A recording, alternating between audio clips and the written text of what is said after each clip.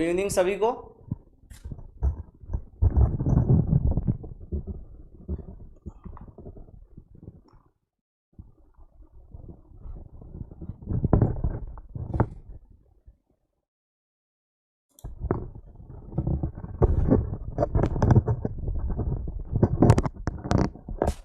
जुड़ जाओ सब लोग जल्दी से।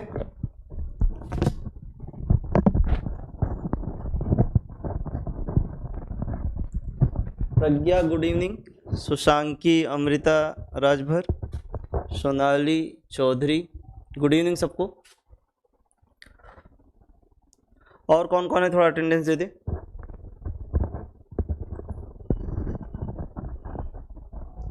आशीष good evening,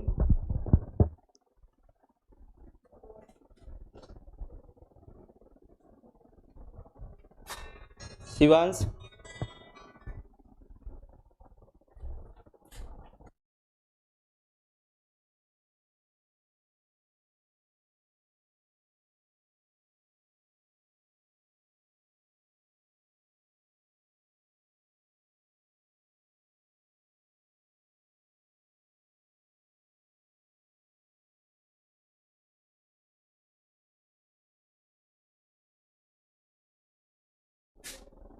Rishika good evening. कहाँ तक हुआ था लास्ट टर्म में, थोड़ा सा बताइए। लास्ट टर्म में कहाँ तक हुआ था?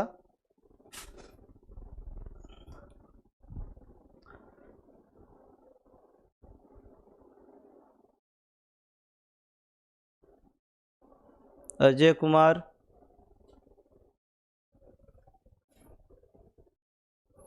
क्या बताना है?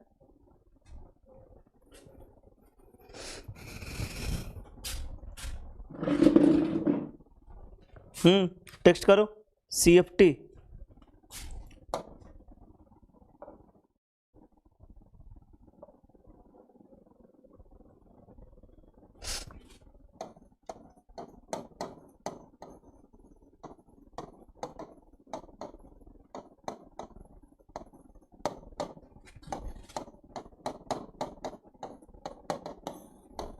Crystal field theory, crystal field theory.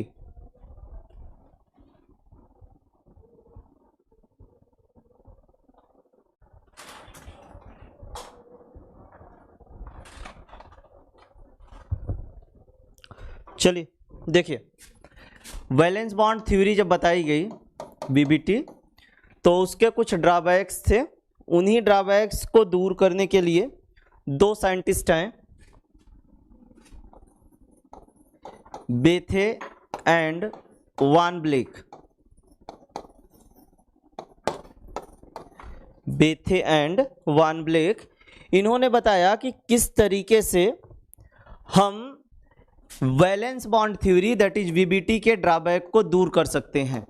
ठीक, तो सबसे पहली बात ये कि इस थ्योरी में यह कंसीडर किया गया कि जो मेटल और लिगेंड के बीच का बॉन्ड होता है, ठीक है, बॉन्ड होता है, ये आपका प्योरली इलेक्ट्रोस्टैटिक फोर्स होता है।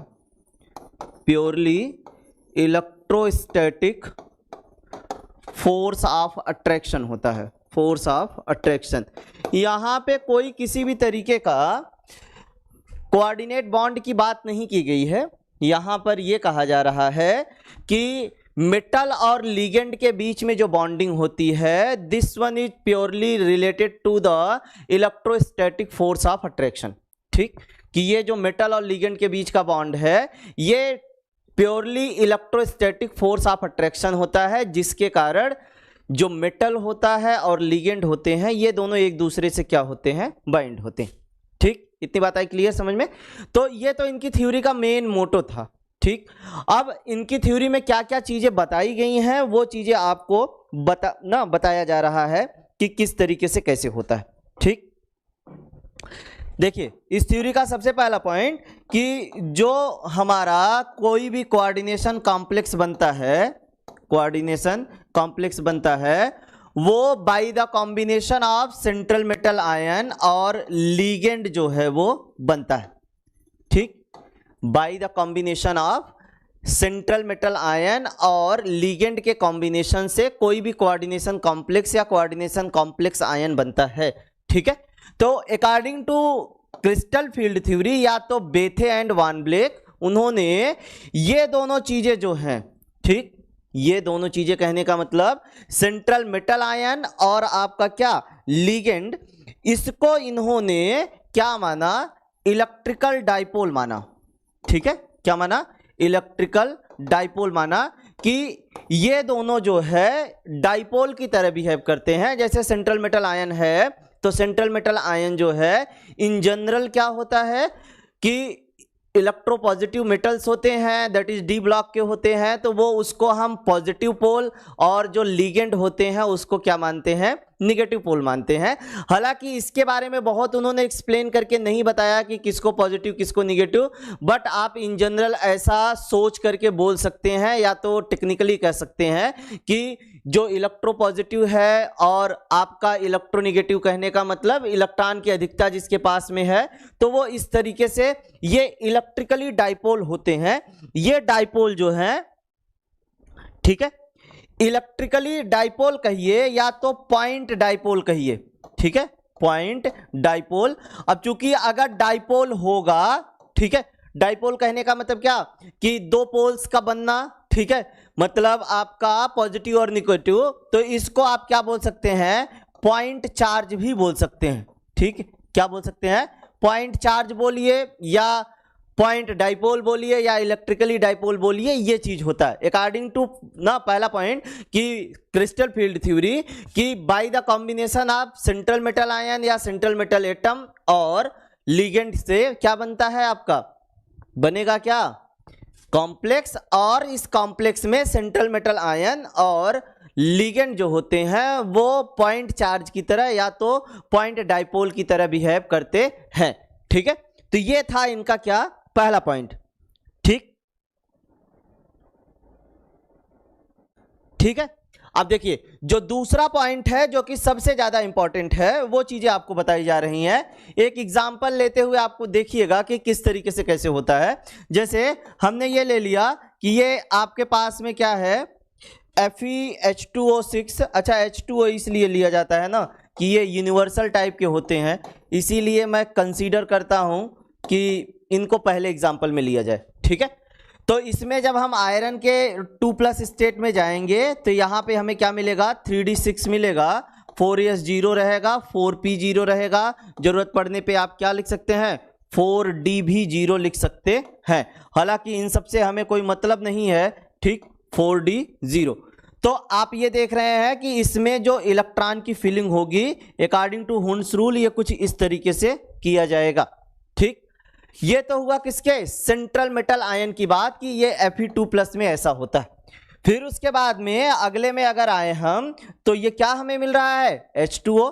H2O में आप जानते हैं कि वाटर के पास में लोन पेयर ऑफ इलेक्ट्रॉन, तभी तो लिगेंड की तरह बिहेव कर रहा है। ठीक, अब कहानी मेन आती है। ठीक है, मेन कहानी ये है कि जो सेंट्रल मेटल आयन है उसके डी ऑर्बिटल में जो पाए जा रहे हैं इलेक्ट्रॉन वो क्या है, डी इलेक्ट्रॉन, और जो लीगेंड है तो वो क्या करेगा, इलेक्ट्रॉन को डोनेट करेगा, इलेक्ट्रॉन डोनर होगा, और जब इलेक्ट्रॉन डोनर होगा तो उसके पास में क्या होगी, इलेक्ट्रॉन इफिशियंसी होगी। ठीक है, क्या होगा, इलेक्ट्रॉन इफिशियंसी। इलेक्ट्रॉन इफिशियंसी होने का मतलब यह है कि वो इलेक्ट्रॉन को डोनेट कर रहा है, ठीक, मेटल को।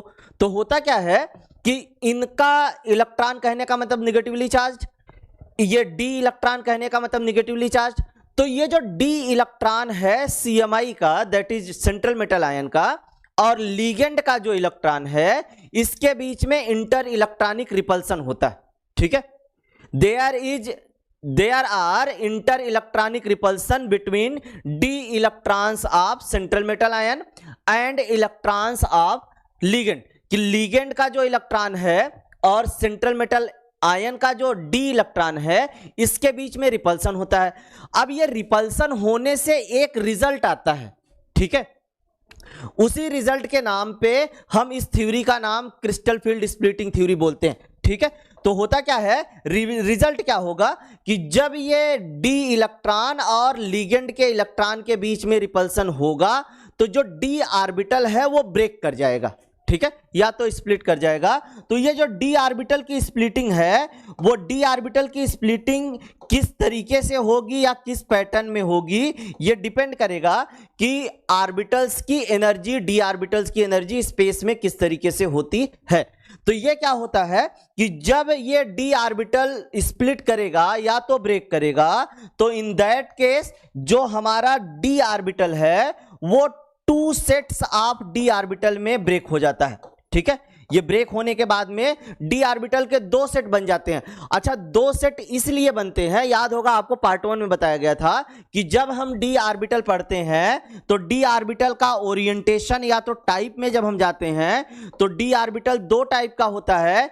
एक इन बिटवीन दी एक्सिस होता है, इन बिटवीन दी एक्सिस, और जो दूसरा होता है डी ऑर्बिटल क्या होते हैं, 2 टाइप के। उन 2 टाइप में ये कुछ इसी तरीके से है कि एक जो पहला है वो इन बिटवीन दी एक्सिस होता है, D orbital in between the axis, और फिर उसके बाद में ये जो दूसरा होता है ऑन द एक्सिस होता है, ऑन द एक्सिस होता है। याद होगा अगर आपको तो d x square minus y square और डी जेड स्क्वायर ये ऑन द एक्सिस पाए जाते हैं। D x Y, D Y z और डी एक्स जेड ये तीनों हमारे क्या हो देते हैं, इन बिटवीन दी एक्सिस पाए जाते हैं। ये कुछ इस तरीके से अगर याद होगा आपको, ऐसे बताया गया था आपको पार्ट 1 में।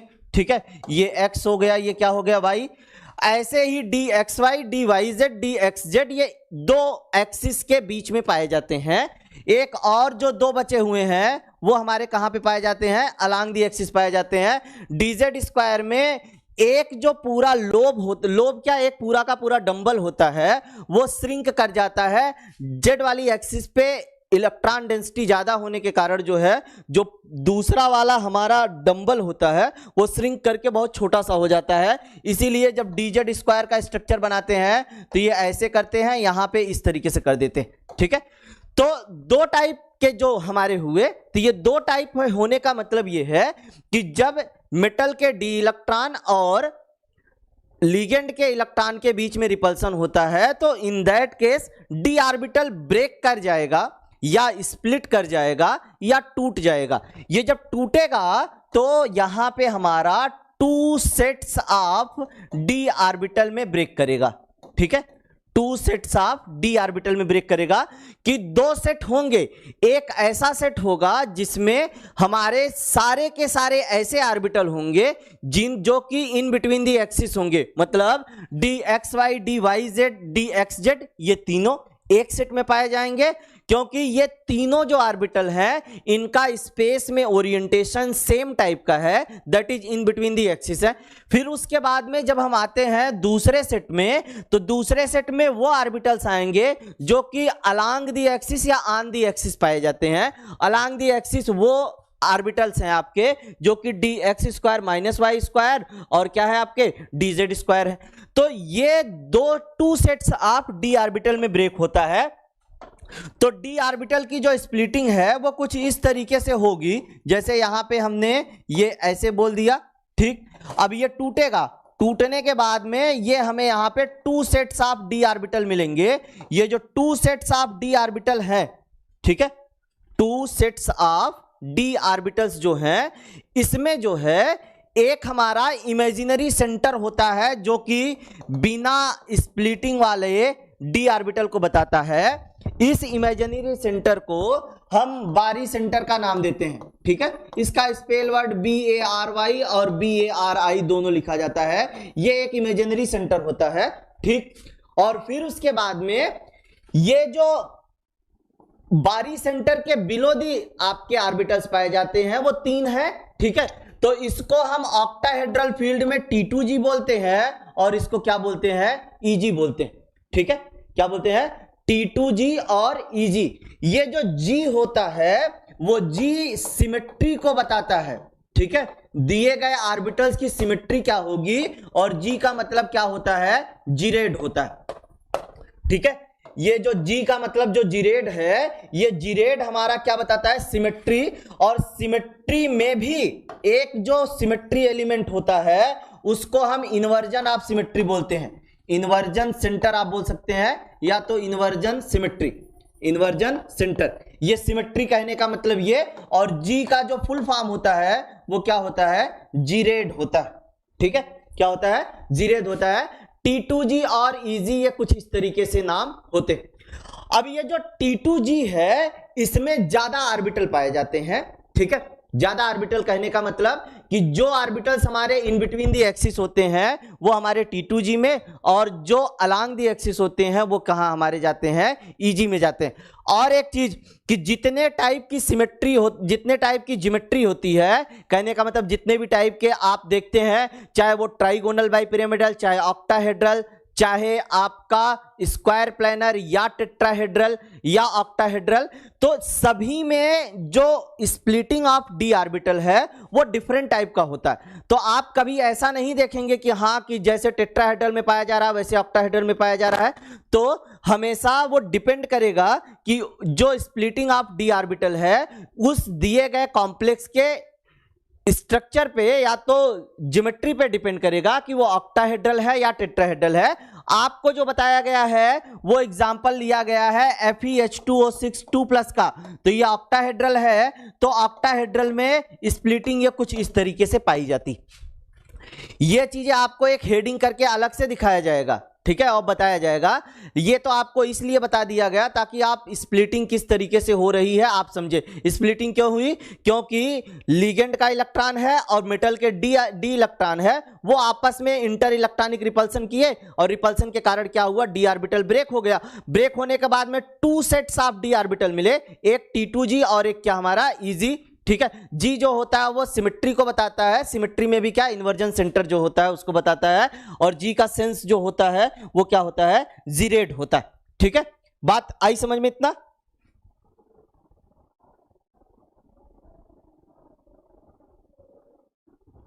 ठीक, अब देखिए अगला पॉइंट, बहुत ज्यादा पॉइंट नहीं है, 3 से 4 पॉइंट है। अगला पॉइंट ये बता रहा है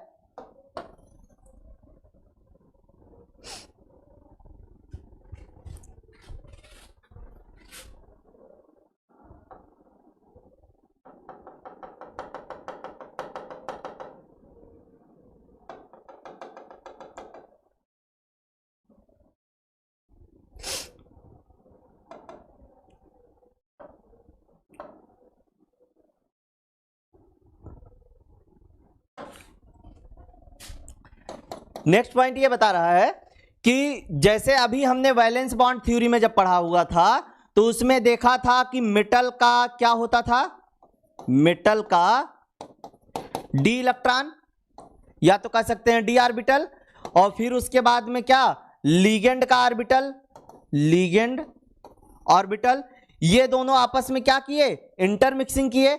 इंटरमिक्सिंग कहने का मतलब क्या, हाइब्रिडाइजेशन हुआ। ठीक, क्या हुआ, हाइब्रिडाइजेशन। और हाइब्रिडाइजेशन होने के बाद में हमारा क्या बना कि मेटल टू लिगेंड इस तरीके से कोऑर्डिनेशन बॉन्ड बना। ये हमने पढ़ा किसमें, वैलेंस बॉन्ड थ्योरी में। लेकिन according to crystal field theory ऐसा कोई भी ओवरलैपिंग नहीं होती है मेटल और लिगेंड के बीच में, और ना ही शेयरिंग डोनेशन ऑफ इलेक्ट्रॉन होता है कि जो आपका इलेक्ट्रॉन है लिगेंड का वो मेटल को दे दिया जाए। ये कुछ इस तरीके का सीन आपका यहां पे नहीं होता है कि according to crystal field theory there is no overlapping in between the orbitals of central metal ion and orbitals of the electrons, और इसमें किसी भी तरीके का इलेक्ट्रॉन का डोनेशन, दैट इज ना कि लिगेंड इलेक्ट्रॉन को दे दे मेटल को और वो कोऑर्डिनेट बॉन्ड बना दे, इस तरीके की कोई भी बात नहीं की गई थी। ठीक, एक जो लास्ट पॉइंट है वो ये है कि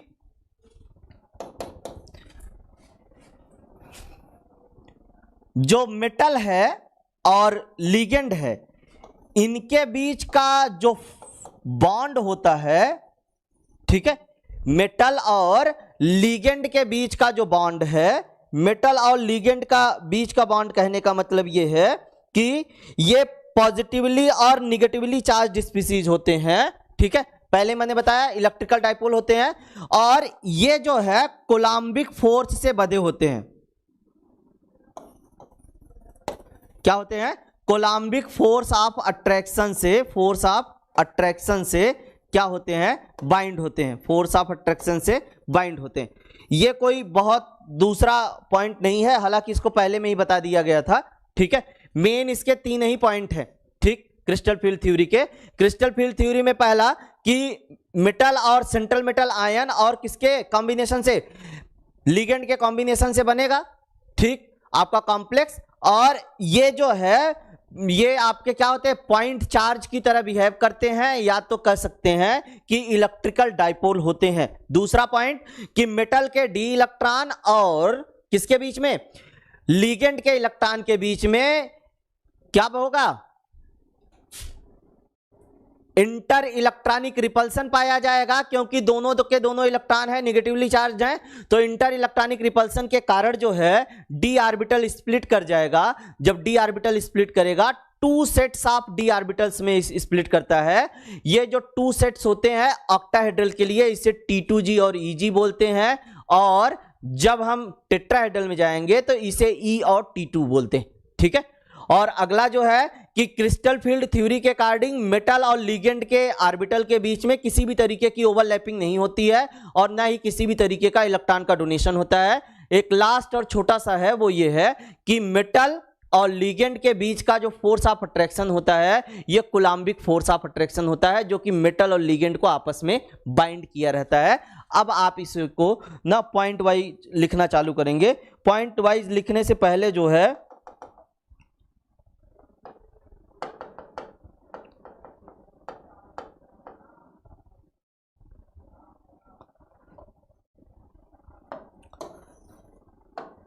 जो आपने हेडिंग डाला हुआ है उसके बारे में लिखेंगे थोड़ा सा। CFT लिखिए इसके बारे में। The crystal field theory was developed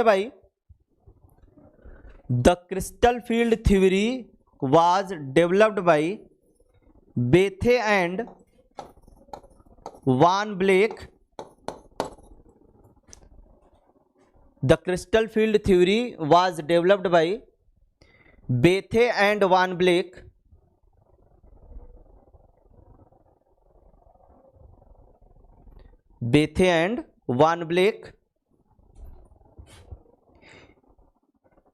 According to this theory,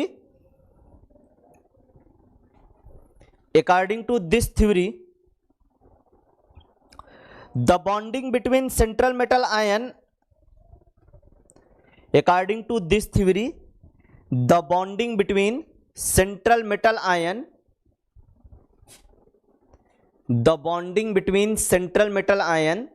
and ligands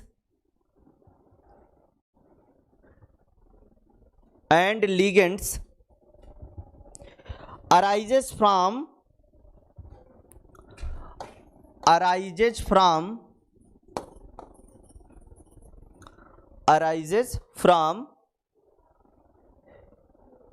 purely electrostatic interaction. Purely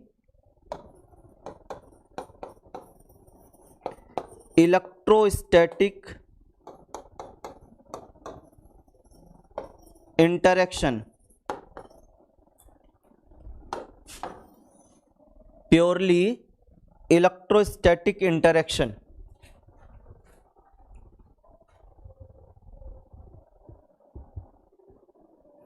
अगला हेडिंग डालेंगे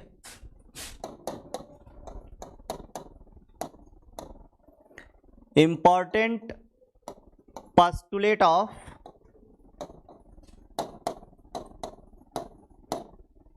crystal field theory.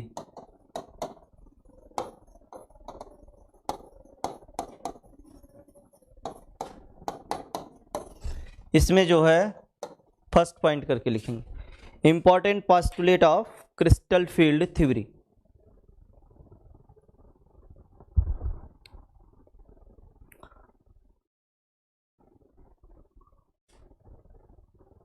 बोला जाए टेक्स्ट करते रहो, थोड़ा सा लिखाया जाए।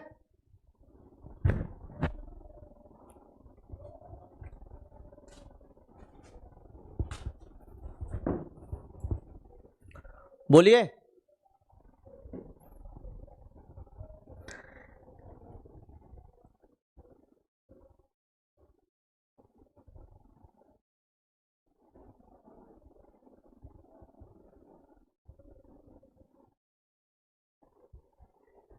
चलिए लिखेगा point 1, crystal field theory regards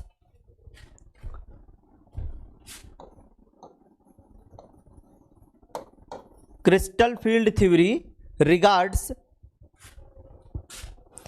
a complex as a combination of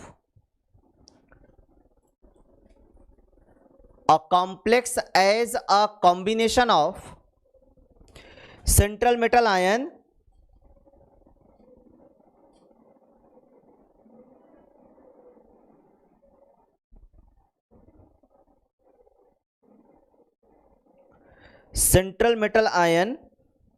surrounded by definite number of ligands,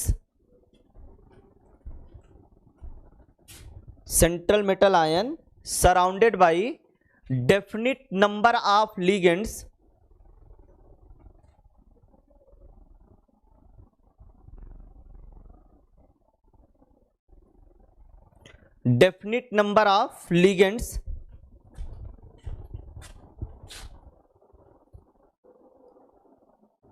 within bracket molecule or ion, within bracket molecule or ion.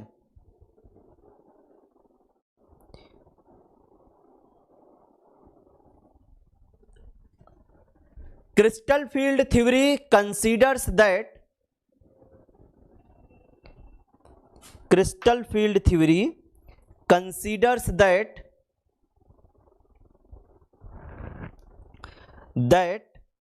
these ligands as point charge,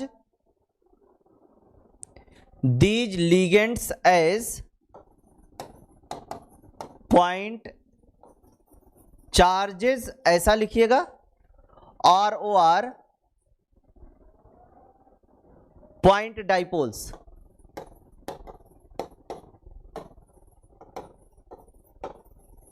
point charges or point dipoles.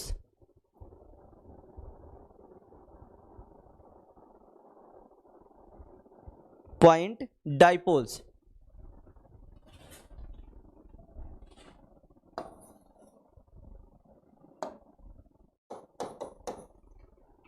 Next point,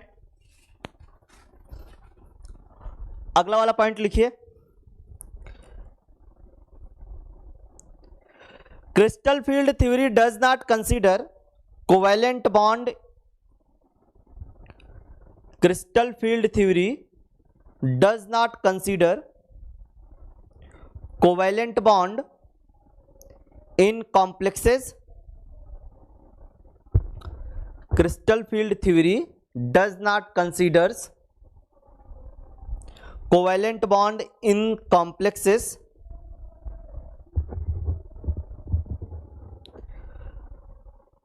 but the bonding between central metal ion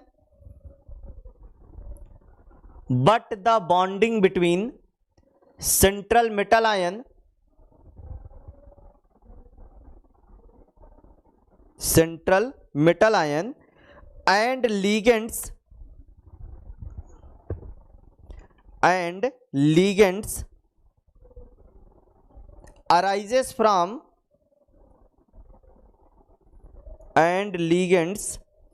arises from electrostatic attraction between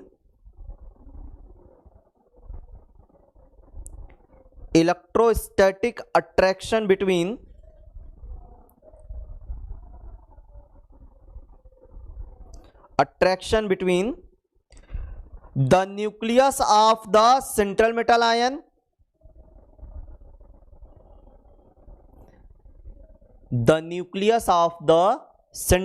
ion or ROR cation, ROR cation and partial negative charge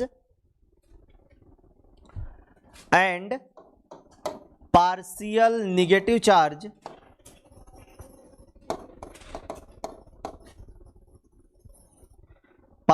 negative charge present on the ligand,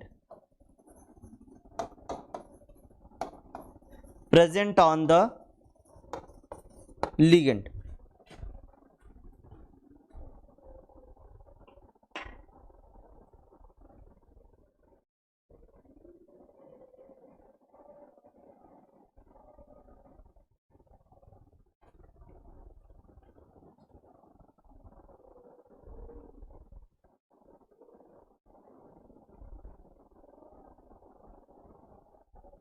आगे लिखिएगा the interaction between, इसी point में लिखना है, the interaction between d electrons of central metal ion, the interaction between d electrons of central metal ion, central metal ion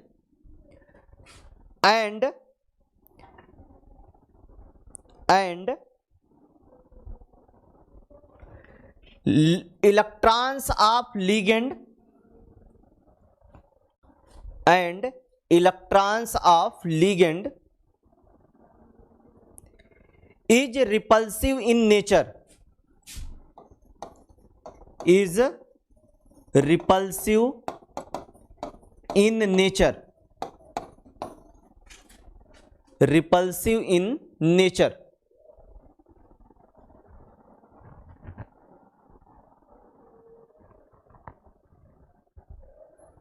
Repulsive in nature.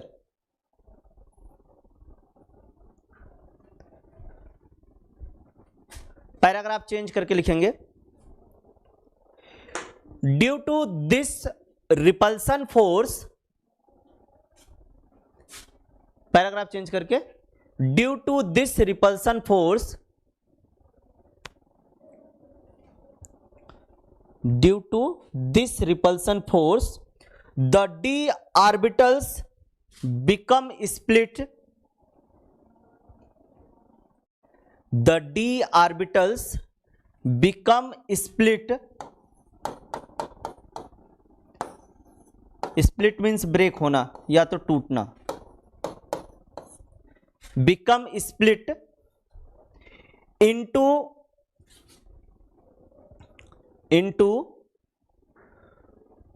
2 TWO,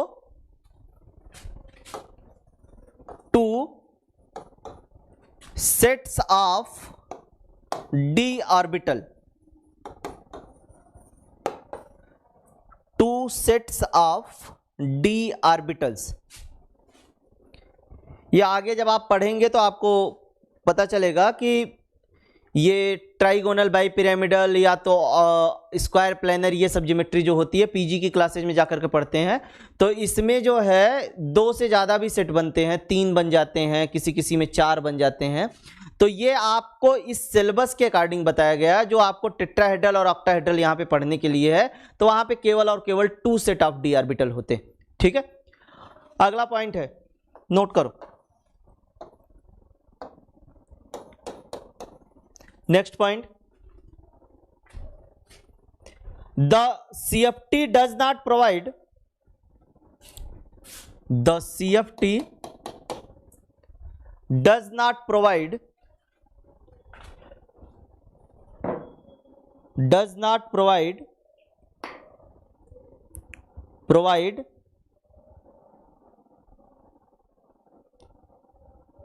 the CFT does not provide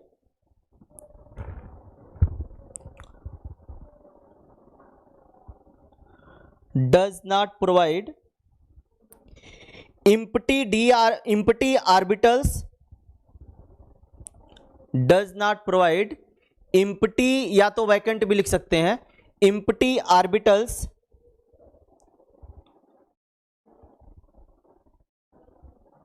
empty orbitals for electrons. The CFT does not provides empty orbitals या vacant orbitals for electrons.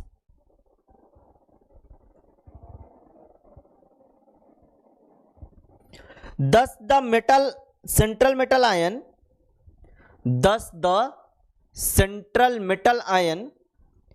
and ligands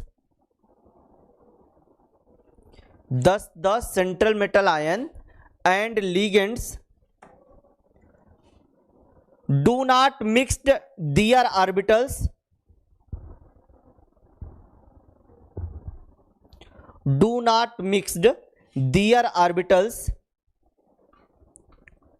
that is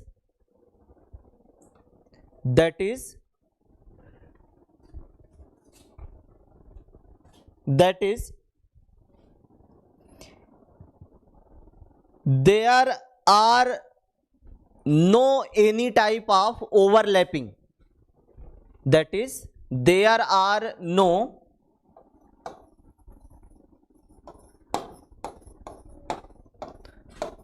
any type of overlapping.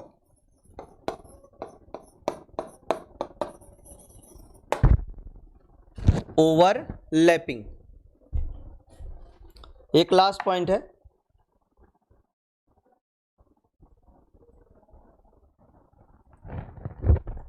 Last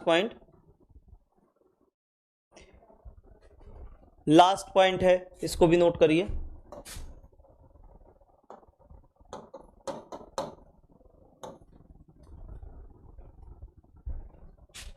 Crystal field theory gives a presentation of bond. Crystal field theory gives a presentation of bond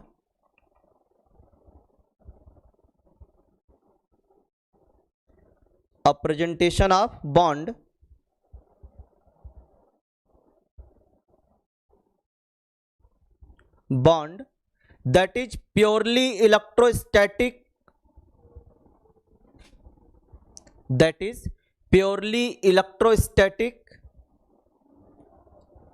ROR Coulombic interaction,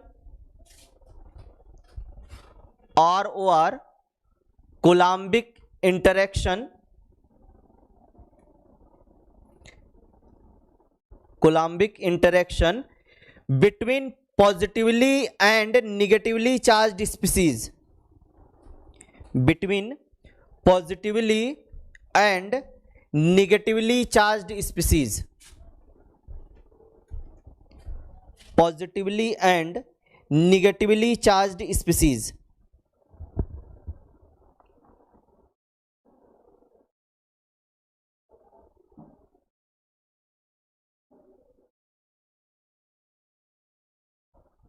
हो गया?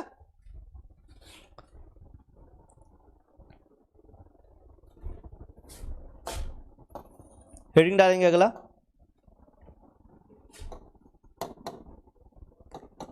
d orbital splitting in octahedral complexes या octahedral field भी आप बोल सकते हैं।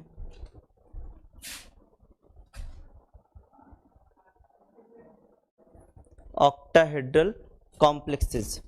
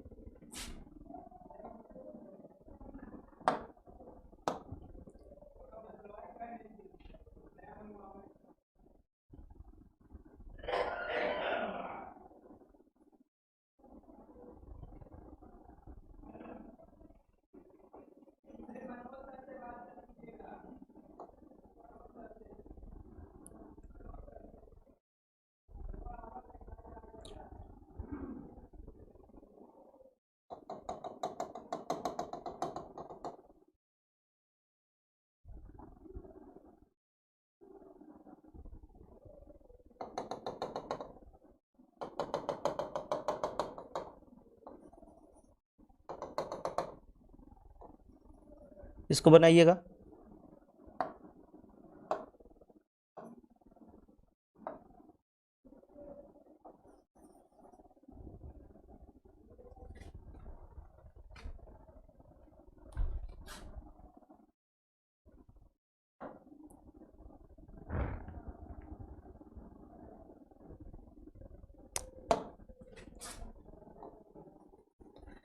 ये जो सेंटर में बना हुआ है इसको आप दूसरे कलर से शो कर दीजिएगा।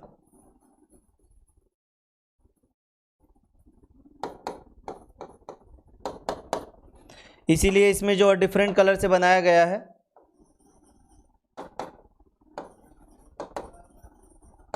ध्यान से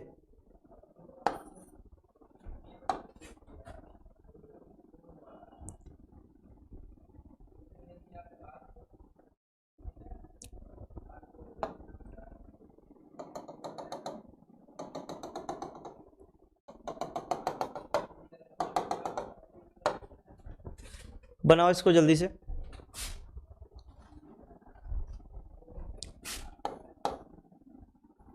इनको मान सकते हैं, कहाँ से आ जाते हो। x, इसको आप y मान लीजिए, इसको z मान लीजिए। ये एक्सिस का कंसिडरेशन आप किसी भी तरीके से कर सकते हैं, ऐसा कोई ज़रूरी नहीं है कि जो लिखा गया वही हो। सेंटर में जो है वो आपका दिखाई दे रहा है ना, क्लियर। सेंटर में जो आपको बनाया गया है वो सेंट्रल मेटल आयन है।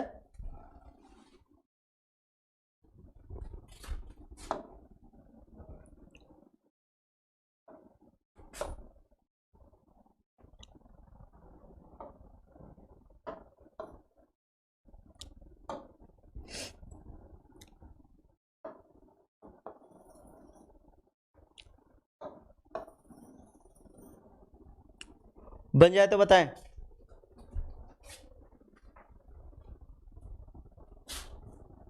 बन गया?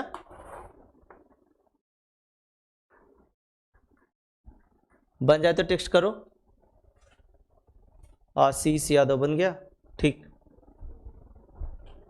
और भी जो हैं वो टेक्स्ट कर दिए।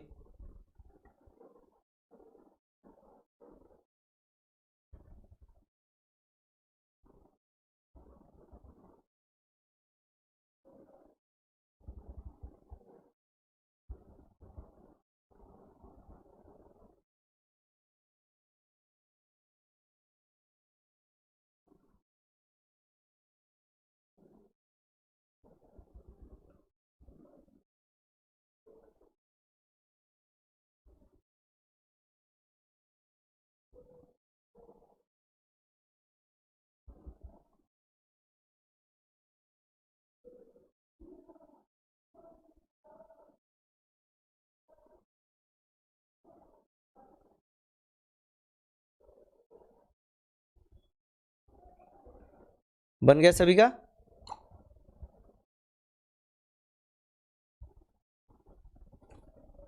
ओके, चलो इसको समझने की पहले कोशिश करो, ये डायग्राम क्या किस तरीके से है। ऑक्टाहेड्रल जब हम फील्ड बनाते हैं, थोड़ा ध्यान से समझना।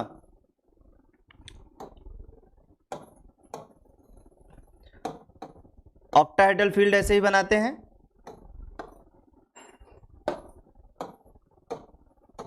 ये ऐसे है, ठीक।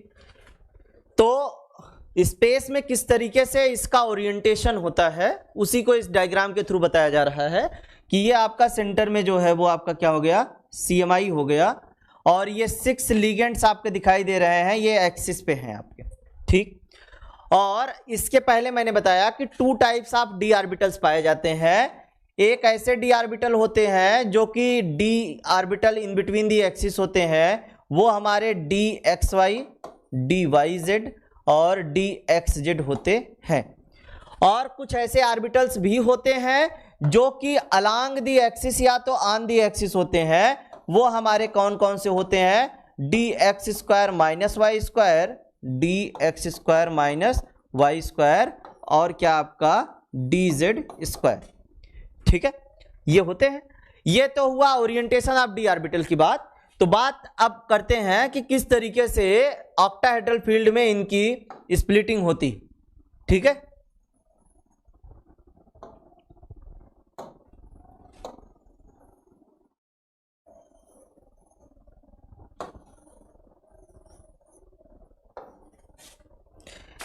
इधर देखिए, ये हो गया ऑक्टाहेड्रल फील्ड, ये एक लिगेंड अबव दी एक बिलो दी, यहां से आपको दिखाई दे रहा है कि ये एक अबव दी है, एक क्या है बिलो दी है, बाकी आपके चार कहां पे हैं, प्लेन में है। और ये सेंटर में आपका क्या है, CMI या तो सेंट्रल मेटल आयन है। अब क्या होता है कि अब इसको, ये तो हुआ डायग्राम में ये आपको इसके पहले मैंने बताया कि जब हम ऑक्टाहेड्रल फील्ड में जाते हैं या ऑक्टाहेड्रल कॉम्प्लेक्सेस की बात करते हैं, या जब हम टेट्राहेड्रल में जाते हैं तो 2 सेट्स ऑफ d ऑर्बिटल्स मिलते हैं। तो हुआ क्या, देखा ये क्या गया कि जब ये जो दोनों ऑर्बिटल्स होते हैं अलोंग द एक्सिस की बात हो रही है, ऑक्टाहेड्रल फील्ड में क्या है कि जब लिगेंड मेटल जो है वो लिगेंड से अप्रोच करता है, कहने का मतलब कि ये हमारा लिगेंड है, ये जब मेटल से अप्रोच करता है तो वो एक्सिस के रिस्पेक्ट में करता है, ठीक है। क्या होता है, एक्सिस के रिस्पेक्ट में करता है।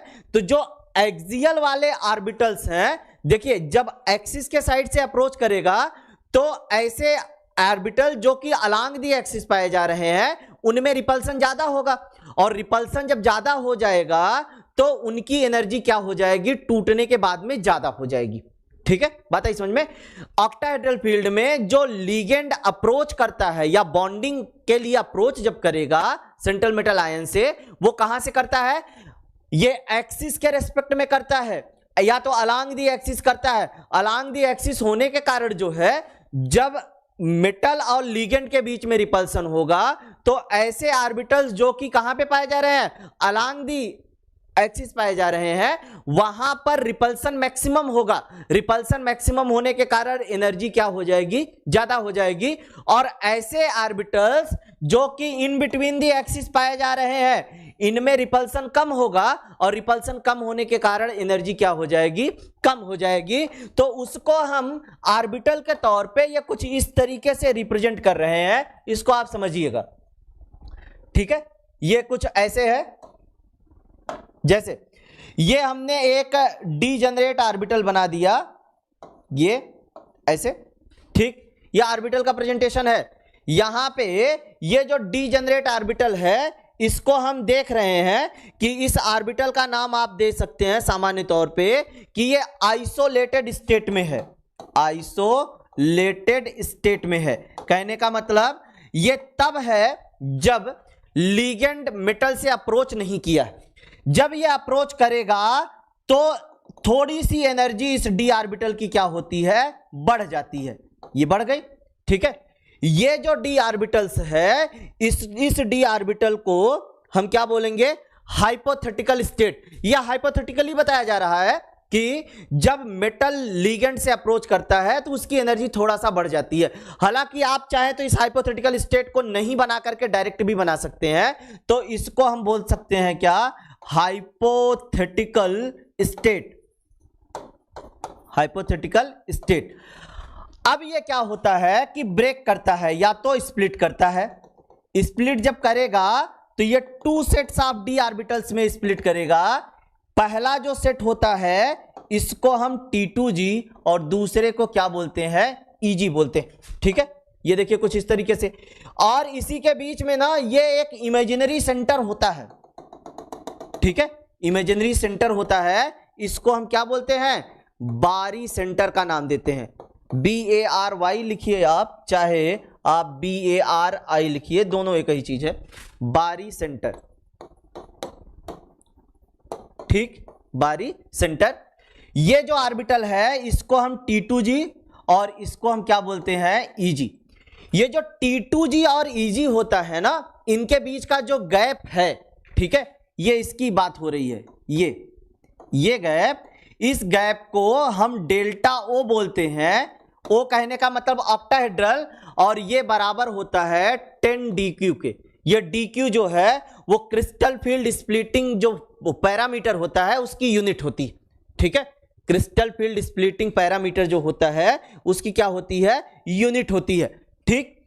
अब ये बारी सेंटर के बिलो दी जब हम ये जो यूनिट होती है 6 और 4 में डिवाइड होती, 6 और 4 में डिवाइड होती है। बारी सेंटर के जब हम बिलो दी जाते हैं तो बारी सेंटर के बिलो दी जो होता है इसको हम निगेटिव में हमेशा लिखते हैं। निगेटिव में लिखने का मतलब यह है कि एनर्जी कम है, ठीक है। तो ये जो पूरा पैरामीटर है इसको आप इस तरीके से बना दीजिए, ज्यादा बेटर है। यहां से इनको हटाओ, ये ऐसे, ये भी हट जाओ, ठीक। ये बारी सेंटर ये हो गए, और फिर उसके बाद में यहां से यहां तक का जो हो गया वो डेल्टा ओ बराबर कितने के, 10 DQ के, ठीक। फिर उसके बाद में ये वाला जो पैरामीटर है, ठीक, यहां से यहां तक का, ठीक, ये कितना है -4 DQ। और ये वाला पैरामीटर जो है इसको हम क्या लिखते हैं, 6 DQ। बारी सेंटर के ऊपर जो होता है उसको हम पॉजिटिव में लिखते हैं क्योंकि वो एनर्जी को ना ज्यादा हाई एनर्जी को बताता है। ये एनर्जी कम होती है इसीलिए इसको हम क्या लिखे, बिलो दी, ठीक है।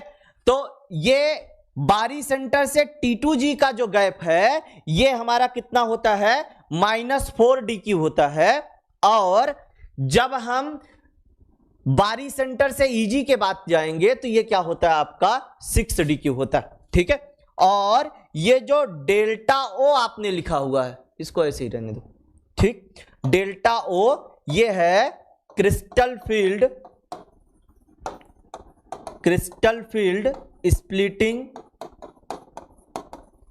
पैरामीटर फॉर ऑक्टाहेड्रल कॉम्प्लेक्सेस, ठीक। ये जो DQ और डेल्टा ओ के बीच का रिलेशन होता है ये पूरा एक होता है, ठीक है। बात आई समझ में। ये जब हम डेल्टा ओ की केस में लिखेंगे तो ये पूरा कितना होता है, 1 होता है। और जब हम इसकी बात करेंगे ये, तो हम इसको DQ में न लिख करके जब हम इसकी केस में लिखेंगे तो 0.4 हो जाएगा और यहां पे क्या हो जाएगा, 0.6 हो जाएगा। ये 0.4 और 0.6 जो है ये डेल्टा ओ के रिस्पेक्ट में है, ठीक है। हाँ बनाना है, इसको बताया जा रहा है, ठीक है। डेल्टा ओ के रिस्पेक्ट में है।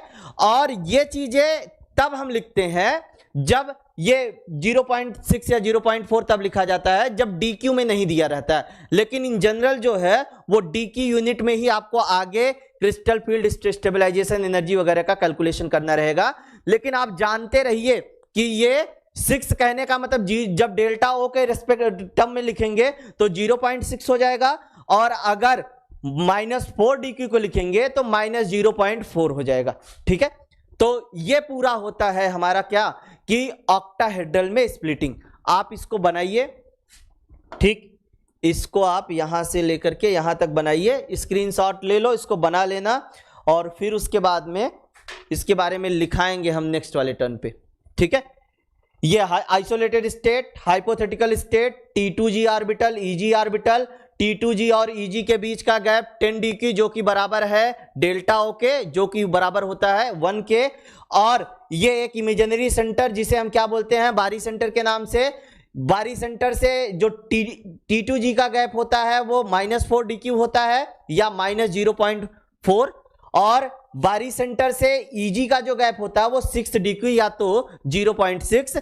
बिलो दी बारी सेंटर जब हम जाते हैं तो निगेटिव इसलिए लिखा जाता है क्योंकि एनर्जी लो होती है, और अबव दी बारी सेंटर जाते हैं तो ज्यादा एनर्जी होने के कारण वो पॉजिटिव लिखा जाता है, ठीक। और ये T2G और EG के बीच का जो गैप है वो 10 DQ के बराबर होता है, ठीक है। डेल्टा ओ जो होता है वो crystal field splitting parameter for octahedral complexes होता है। इसको आप डेल्टा 0 या डेल्टा नॉट नहीं पढ़ेंगे, वो आपका ओ होता है, ओ रिप्रेजेंट करता है।